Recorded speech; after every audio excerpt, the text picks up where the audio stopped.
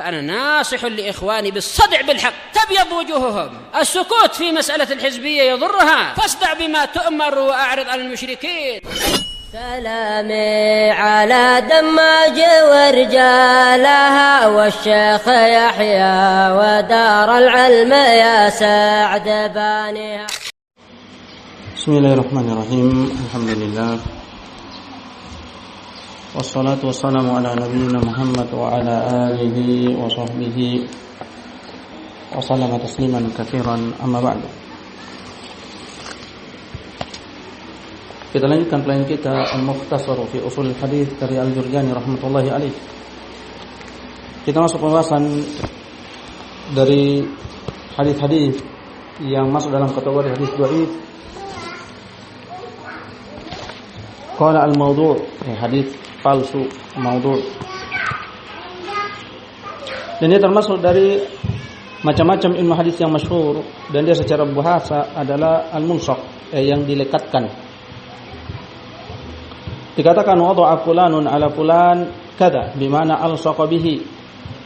Dikatakan fulan meletakkan atas fulan demikian, dengan makna melekatkan dengannya. Dan sini penulis tidak menyebutkan definisi dan pengertian hadis maudhu', dan dia secara istilah adalah al-mukhtalaqul masnu'u amdan kana au sahwan. Dia adalah hadis yang mukhtalaq, yang diada-adakan, dibuat-buat dan direkayasa, baik itu secara sengaja ataukah karena kelupaan, karena lupa atau tidak sengaja. Dan asalnya dia dilakukan secara amdan, dengan sengaja, dan terkadang dengan lupa. Baik penisbatannya kepada Nabi sallallahu alaihi wasallam ataukah kepada selainnya.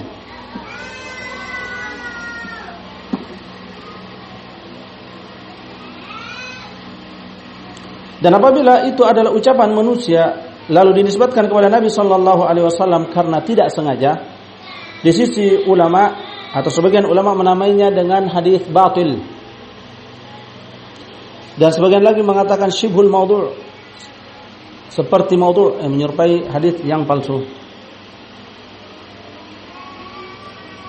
Berkata Al-Jurjani rahimahullah, al-maudhu'u al-khabaru imma ay yajiba tasdiquhu wa huwa ma nassal a'immatu ala sihhatihi.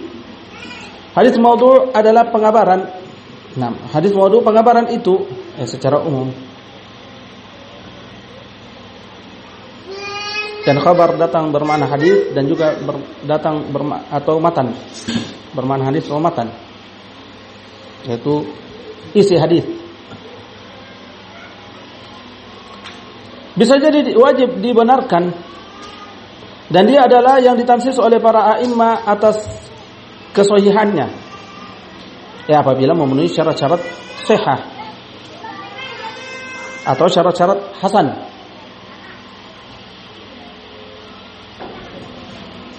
Bukan hanya sekadar ditansis oleh a'immah.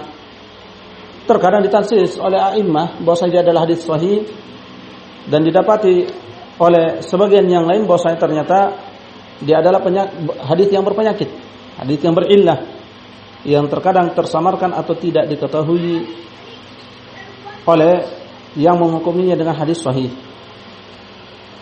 Jadi yang benar dikatakan ma tawaffarat fihi syurutus sihah atau syurutul hasan, yang terpenuhi padanya syarat-syarat hadis sahih atau syarat-syarat hadis hasan. Wa imma yajib taktibuhu, atau yang wajib didustakan, yaitu dari pengabaran. Wa huwa ma nassu ala wad'ihi,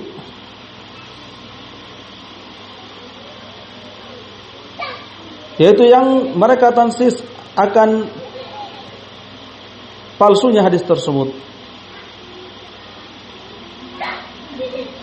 Sebagaimana telah lalu, sama dengan ini, yaitu apabila terpenuhi padanya syarat-syarat wadh', syarat-syarat hadis maudhu'. baik itu ditansis oleh ulama ataukah tidak ditansis oleh mereka.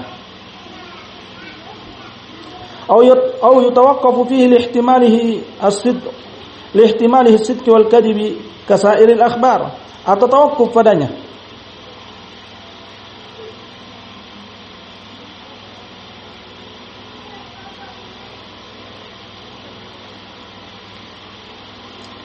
Karena kemungkinan ada kemungkinan benar dan dustanya, seperti kondisi seluruh pengabaran.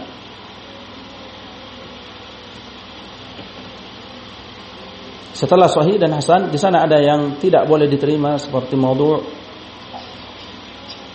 dan di sana ada yang layak untuk menjadi syawahid dan mutaba'at seperti dhaif munjabir, dhaif yang masih bisa dikuatkan apabila ada penguatnya. Dan ada jenis yang la yasluhu lil syawahid wal mutaba'at, yang tidak layak untuk menjadi penguat dan yang mengikuti. Wala yahillu riwayatul mawdu' lil alimi bihalihi fi ayyi ma'nan kana illa makrunan bi bayanil wad'i. Dan tidak halal meriwayatkan hadis yang palsu, hadis mawdu' bagi orang yang mengetahui kondisinya, bagi orang yang mengetahui kondisinya bahwasanya dia adalah hadis maudhu' pada mana apapun itu, kecuali boleh dilakukan hal itu kecuali tidak boleh dilakukan hal itu kecuali, yaitu menunjukkan bolehnya kapan itu, apabila diiringi dengan penjelasan akan palsunya hadis tersebut, bahwasanya dia adalah hadis yang maudhu', dilengkapi dengan penjelasan. Tidak boleh dia hanya meriwayatkan kemudian diam dalam keadaan dia tahu bahwasanya dia itu adalah hadis palsu, akan tetapi dengan disertai penjelasan.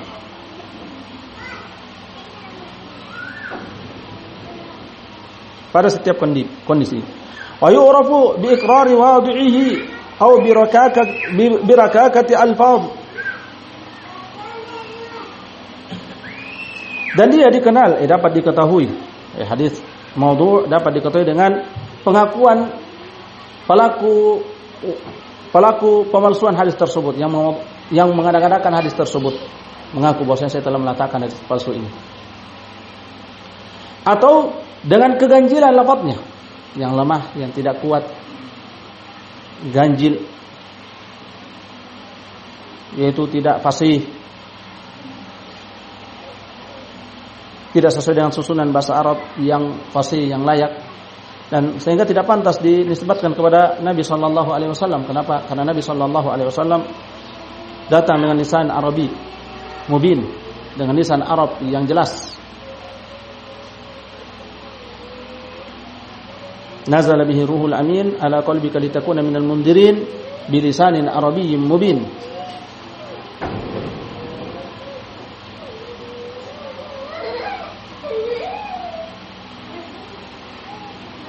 Dan ini oleh imam yang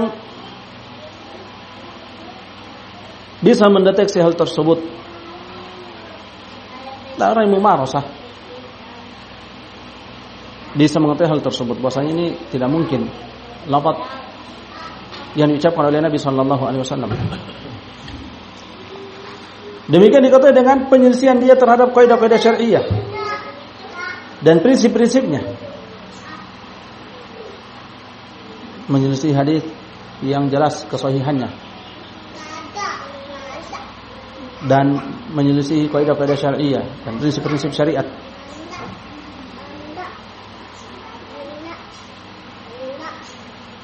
Dan juga dikenal dengan mengetahui tarikh, mengetahui sejarah, yaitu tanggal atau waktu pengucapan. Demikian pembahasan tentang kisah tersebut. Dan juga dengan tansis oleh imam sya'an, ahli sya'an dalam perkara tersebut.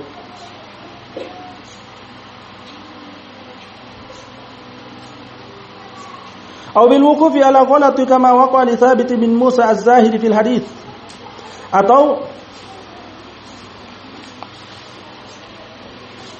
mendapati kekeliruan sebagaimana terjadi terhadap Thabit bin Musa az-Zahid, orang yang zuhud, dalam hadis man kathurat salatuhu bil laili hasuna wajhuhu bin nahari, yang dia terjatuh dalam kekeliruan pada hadis siapa yang banyak sholatnya di malam hari akan tampan wajahnya di siang hari. Dan hadis yang diriwayatkan oleh Ibnu Majah.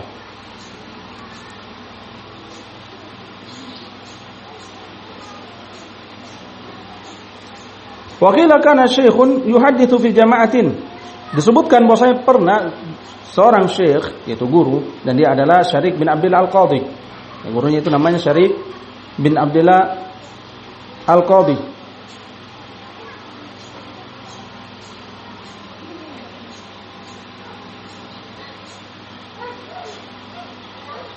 Memberikan hadis dalam sekelompok di sisi tulab.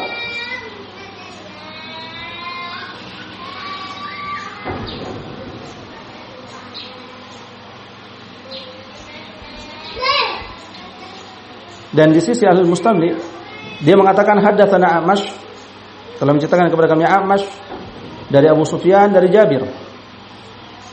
Qala Rasulullah sallallahu alaihi wasallam. Dia pun mengatakan bahwasanya telah berkata Rasulullah sallallahu alaihi wasallam, tiba-tiba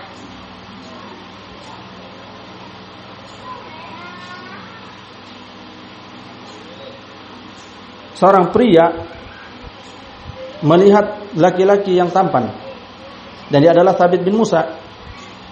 Maka dia pun mengucapkan ucapan ini, man kathurat salatuhu bil laili hasuna wajhuhu bin nahar.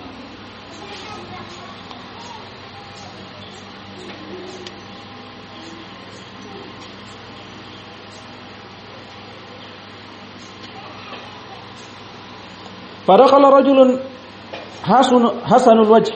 Lalu tiba-tiba masuk seorang pria yang tampan. Faqala Syekh fi athna'i hadithihi man kathurat ila akhirih. Maka berkata Syekh di sela-sela hadisnya siapa yang banyak salatnya ila akhir sampai akhir hadis. Fa waqa li thabitin annahu minal hadithi farawahu. Maka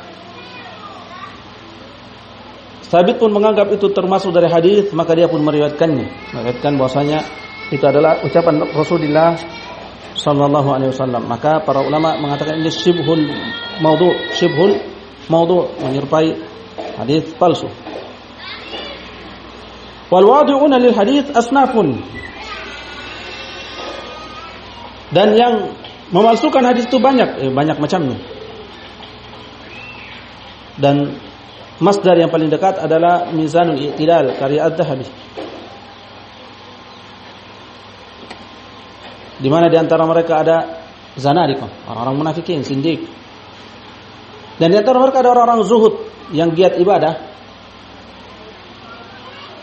Dia lakukan itu dalam rangka hasbah, yaitu mengharapkan wajah Allah dan pahala. Dia sangka itu bagus.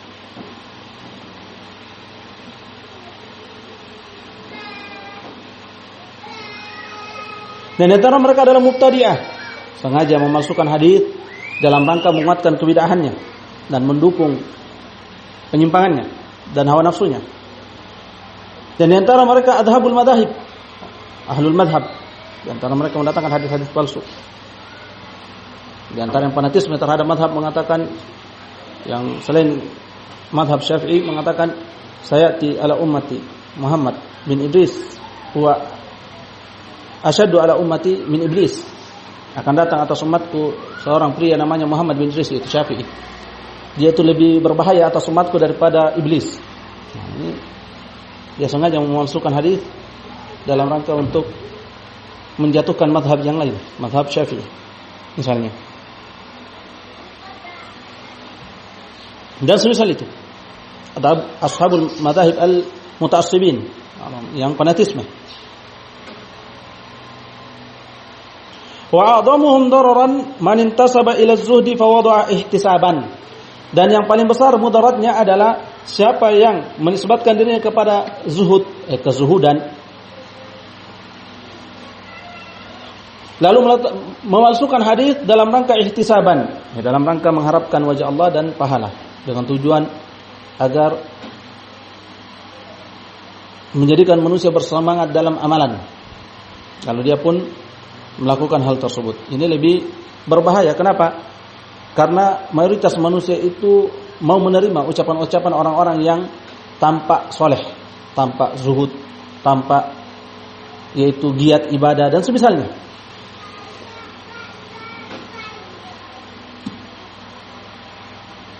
Wa wada'at zanadiqatu aidan jumalan, dan para zanadiqah, zindiq, orang munafikin juga meletakkan sejumlah dari hadis palsu dalam rangka kaidanil Islam, untuk merusak dan mencoreng agama Islam dan memasukkan kebid'ahan dan penyimpangan dalamnya dan merusak akidah manusia dan menyelewengkan mereka dan memalingkan mereka dari Islam yang sahih.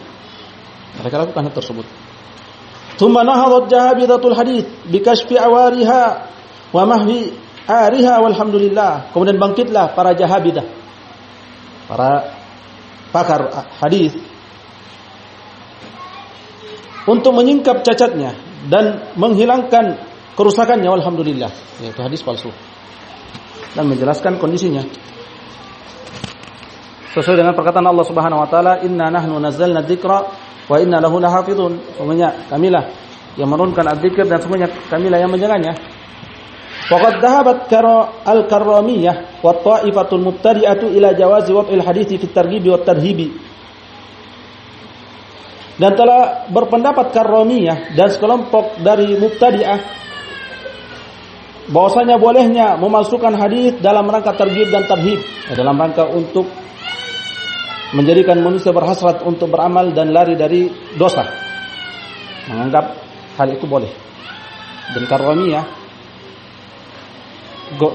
sekte dari ahlul bidah yang menisbatkan diri kepada Muhammad bin Karram. Berkata Az-Zahabi dalam catatan kaki, Muhammad bin Karram As-Sijistani mubtadi'. Muhammad bin Karram As-Sijistani pelaku bid'ah, mubtadi'. Syekhul Karramiyah kana zahidan abidan. Guru, yaitu pemuka, pencetus sekte Karramiyah, dia itu dulu zuhud dan ahli ibadah, rajin ibadah. Kana yarwi wahiyat kama qala Ibnu Hibban. Khudira hatta iltaqata min al-madhahib arda'aha wa min al-ahadits awhaha. Dahulu dia meriwayatkan hadis-hadis yang lemah, wahiyat, yang sangat lemah. Sebagaimana berkata Ibnu Hibban, dia makhlul, khudila, terlantar, hingga dia pun memungut dari pendapat-pendapat mazhab-mazhab yang paling rendah dan mengambil dari hadis-hadis yang paling lemah. Thumma jalasa al-Juwaybari wa Ibnu Tamim wa la'allahuma qad wada'a 100,000 hadis. Kemudian dia bermajelis dengan Al-Juwaybari dan Ibnu Tamim, dan barangkali keduanya telah memalsukan 100,000 hadis. Nah, memalsukan 100,000 hadis. Wa akhadha at-taqashshuf an Ahmad bin Harb, dan mengambil taqashshuf, sikap zuhud. Dan taqashshuf yaitu berlusuh-lusuh, demikian menjauh dari kenikmatan-kenikmatan duniawiyah, walaupun yang mubah. Dan kadang mubalah dalam perkara tersebut. Dari Ahmad bin Harb, wa kanat Karramiyah katsirin bi Khurasan, dan dulu Karramiyah itu banyak jumlah mereka pengikutnya di Khurasan. Walahum tasanif thumma qallu wa talashu na'udzubillahi minal ahwa. Dan mereka punya karya-karya tulis berisi tentang akidah-akidah dan pendapat-pendapat mereka. Kemudian menjadi berkurang sedikit sampai sirna. Wal na'udzubillah minal ahwa. Kami berlindung kepada Allah dari hawa nafsu. Intaha bitasarruf. Selesai dengan sedikit perubahan. Ini disebutkan oleh Imam Ad-Dhahabi tentang Muhammad bin Karram ini, pencetus madhab Karramiyah.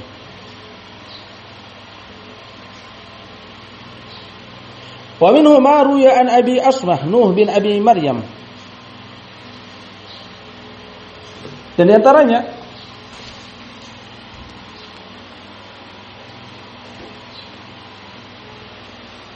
apa yang diriwayatkan dari Abu Asmah Nuh bin Abi Maryam, annahu qila lahu min aina laka an Ikrimah bin Abbas radhiyallahu taala anhu fi fadailil Qur'ani suratan.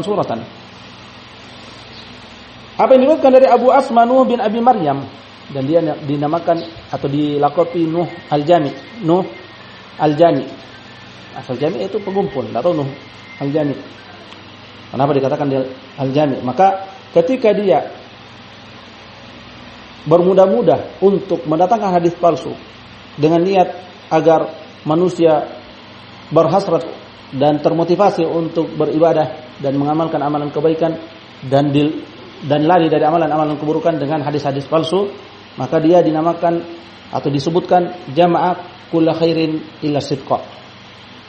Dikatakan tentang Nuh jami', Nuh pengumpul.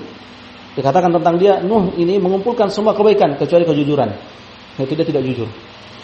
Pendusta. Mendustakan hadis dan meletakkan atau memalsukan hadis. Jadi pernah dikatakan kepada Nuh jami' ini, Nuh bin Abi Maryam, dari mana kamu bisa dapat riwayat dari Ikrimah dari Ibn Abbas radhiyallahu taala anhu tentang keutamaan Al-Quran surat demi surat, satu surat demi surat, satu persatu. Faqala inni ra'aitu an-nasa qad a'radu 'anil Qur'ani washtaghalu bi fiqhi Abi Hanifah rahimahullah wa maghazi Muhammad bin Ishaq fa wada'tu hadhihi al-ahadits hisbatan.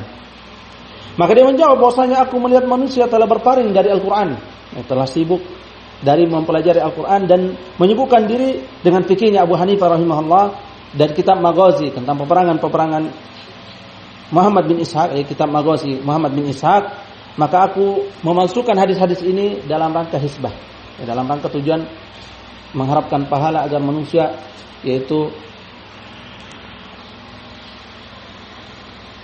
fokus untuk menyibukkan diri mempelajari Al-Quran dan tidak disibukkan dengan ilmu hadis. Dan ini hukumnya haram.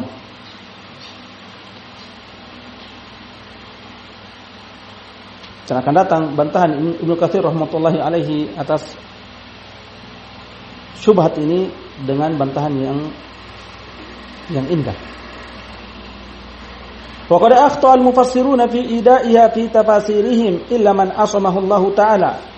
Dan telah keliru ahli tafsir ketika meletakkan hadis-hadis palsu tersebut dalam tafsir mereka kecuali siapa yang Allah jaga dari melakukan hal tersebut. Kecuali apabila mereka menjelaskan bahwasanya dia adalah hadis yang palsu. Wa mimma awda'u fiha annahu qala sallallahu ta'ala alaihi wasallam hina qara'a wa manata ats-tsalitsata al-ukhra tilkal gharanikul ula wa inna syafa'atahum laturtaja. Hadis palsu. Dan di antara mereka letakkan ahli tafsir letakkan pada tafsir mereka bahwasanya Nabi sallallahu alaihi wasallam mengatakan ketika membaca wa manata ats-tsalitsata al-ukhra dan mana nama berhala mereka. Mereka mengatakan putri Allah yang ketiga lebih terdahulu itu adalah Gharanik, nama burung bangau yang tinggi, dan sungguhnya syafaat mereka itu diharapkan, benar-benar diharapkan. Ini adalah hadis palsu, batil, maudhu'. Waqad ashba'na al-qawla fi ibtalihi fi bab sajdatit tilawah, dan kami telah mengenyangkan pembahasan yang menunjukkan kebatilannya pada bab sajdatit tilawah, sujud tilawah. Wa kadza ma awradahu usuliyun min qawli idza ruya anni hadithun fa'riduhu ala kitabillahi ta'ala fa in wafaqahu faqbaluhu wa in khalafahu farudduhu.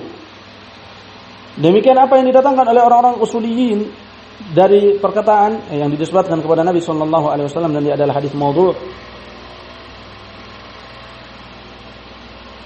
Apabila diriwayatkan dariku suatu hadis, maka timbanglah terhadap kitabullah ta'ala. Apabila dia mencocoki kitabullah, maka terimalah. Dan apabila menyelisih kitabullah, maka tolaklah. Qala al-Khattabi wada'athu az-zanadiqah. Berkata al-Khattabi bahwasanya hadis itu diletakkan, dipalsukan oleh orang-orang zindiq. Berkata dalam catatan kaki Al-Ajluni fi kashfil khafa lam yathbut bihi syai', tidak sabit padanya sesuatu pun. Wa hadzal haditsu min awdha'il mawdu'at bal sahha khilafuhu. Dan hadis ini adalah hadis yang paling palsu. Bahkan yang benar, yang sahih adalah menyelisihnya. Menyelisih hadis ini, bunyi hadis ini. Dan tujuan mereka orang-orang zindiq memalsukan hadis tersebut adalah dalam rangka untuk menolak sunnah.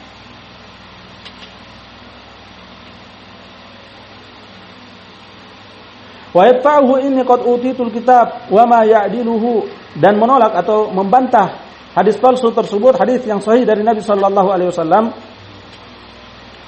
Sungguhnya aku telah diberikan Alkitab dan apa yang setara dengannya, itu sunnah. Wa yarwi utitul kitaba wa mithlahu ma'ahu, aku diberikan Alkitab itu Al-Qur'an dan semisalnya bersama itu as-sunnah.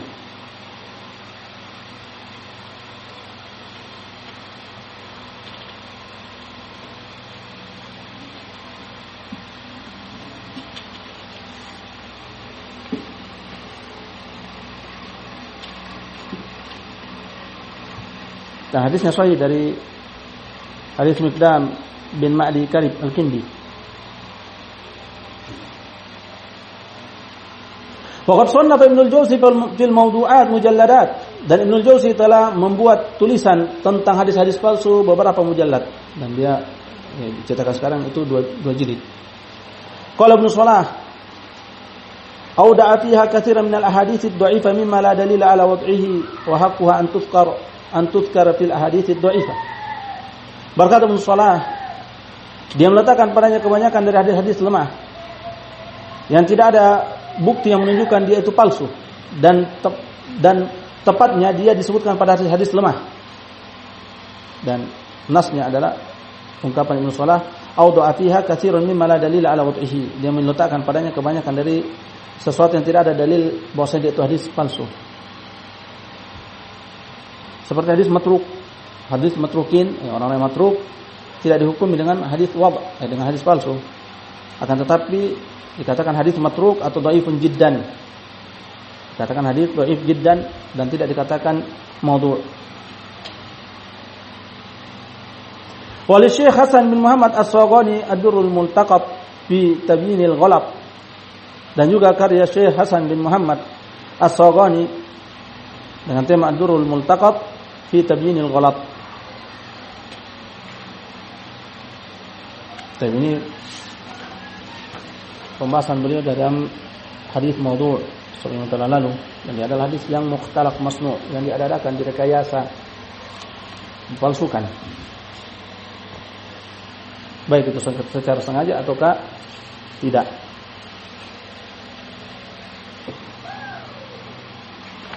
Dan dengan ini bihamdillah ta'ala kita telah selesai dari jenis tersebut, yaitu jenis hadis-hadis yang dhaif. Dan insyaallah kita akan masuk pada kesempatan berikutnya bab tsani fil jarh wa ta'dil, bab yang kedua seputar jarh wa ta'dil. Kita cukupkan sampai sini. Barakallahu fikum. Subhanakallahumma wa bihamdik, asyhadu an la ilaha illa anta, astaghfiruka wa atubu ilaik.